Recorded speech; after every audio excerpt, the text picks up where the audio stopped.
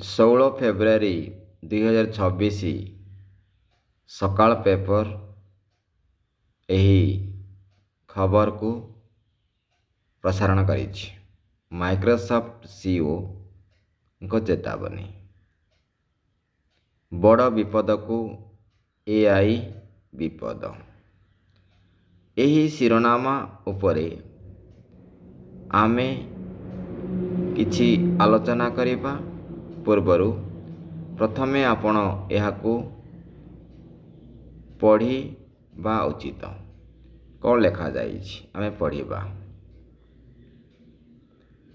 ଗୁରୁତ୍ୱପୂର୍ଣ୍ଣ ବିଷୟ ହେଲା ଯେ ଆଗାମୀ ଦିନରେ ସମସ୍ତ କାର୍ଯ୍ୟ ଏଆଇ କରିବ।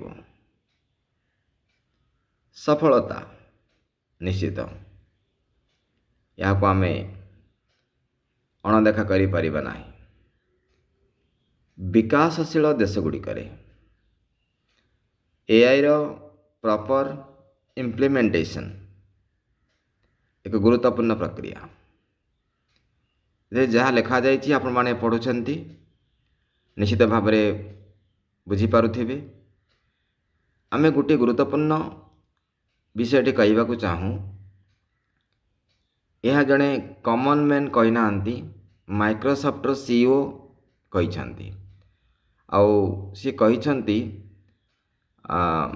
ବଡ଼ ପଦବୀକୁ ଏଆଇ ବିପଦ, ଅର୍ଥାତ୍ ବଡ଼ ପଦବୀ ଯେଉଁ ପଦବୀ ଗୁଡ଼ିକ ବଡ଼ ରହିଛି ସେହି ପଦବୀ ପାଇଁ ଏଆଇ ବିପଦ ସୃଷ୍ଟି କରିପାରେ।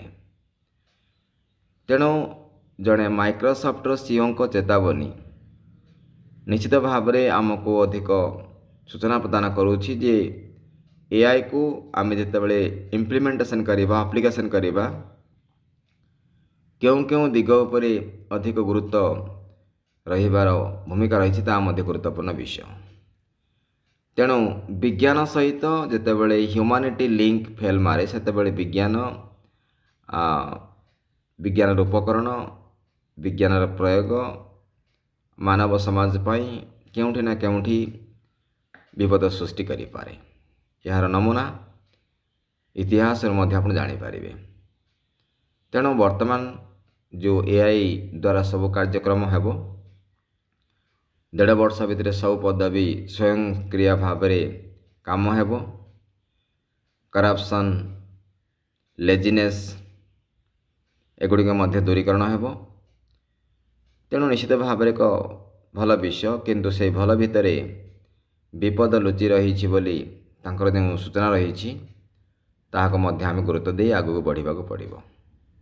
ଦେଖାଯାଉ ଆଗାମୀ ଦିନରେ ଏହି ଭାଇଙ୍କର ମତାମତ କିପରି ରହୁଛି ବିଶ୍ୱ ପାଇଁ, ତାହା ଅପେକ୍ଷା ରହିଲା।